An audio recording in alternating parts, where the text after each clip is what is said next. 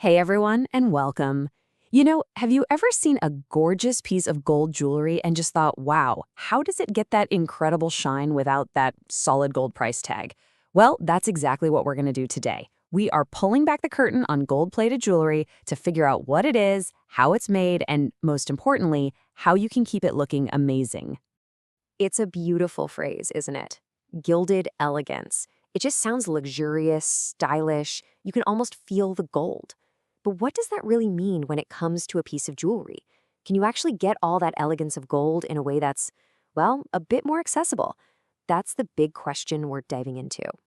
All right, so to really understand gold-plated jewelry, we've got to look right past that shimmering surface. So let's do it.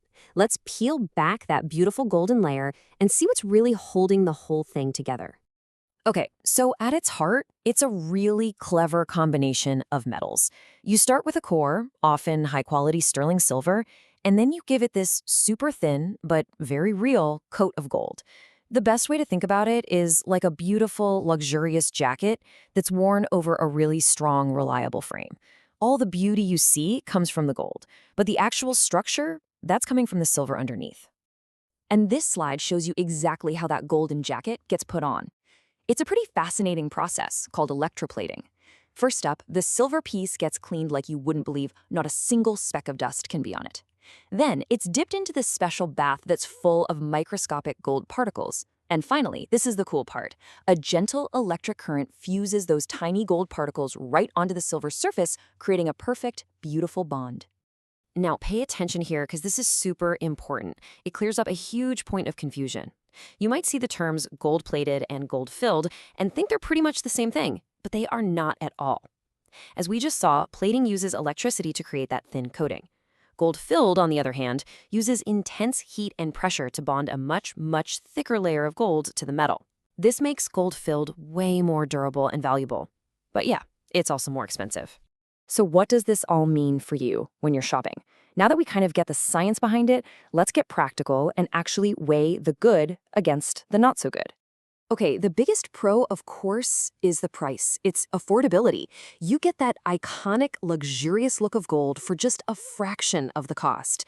This also opens up the door to some incredible variety. Designers can play around with big, bold, trendy styles without worrying about the massive cost of solid gold, which means more choices for you.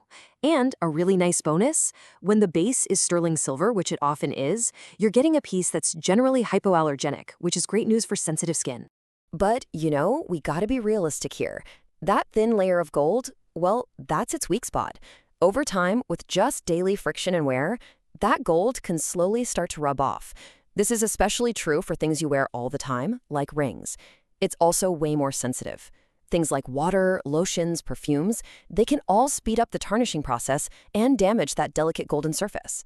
So yeah, this is not the kind of jewelry you wear while you're gardening or doing the dishes. And this number right here is everything for understanding just how delicate we're talking. Standard gold plating is about half a micron thick. Now, to put that in perspective, a single human hair is roughly 140 times thicker. I mean, that's not just a little bit thinner, it's incredibly thin. And that's exactly why taking proper care of it isn't just a friendly suggestion, it is absolutely essential. But hey, knowing the trade-offs doesn't mean you should avoid gold-plated jewelry. Not at all. It just means you can be a smarter, more informed owner. So here's how you can empower yourself to protect your pieces and make that gilded elegance last as long as possible.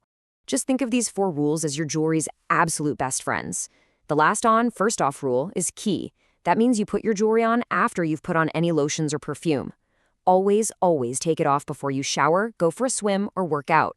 After you're done wearing it for the day, a quick, gentle wipe with a soft cloth gets rid of any oils and dirt. And finally, store it in its own little bag or box. That'll keep it from getting scratched up by your other jewelry. It sounds simple, but trust me, it makes a world of difference. And that really brings us to our final thought here. Gold plating allows for absolutely breathtaking design and artistry to be accessible to almost everyone. It kind of challenges our whole idea of what value even is.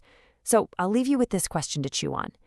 Is true luxury really defined by the raw cost of the material, or is it found in the beauty of the design and the elegance it brings to the person who wears it? Something to think about.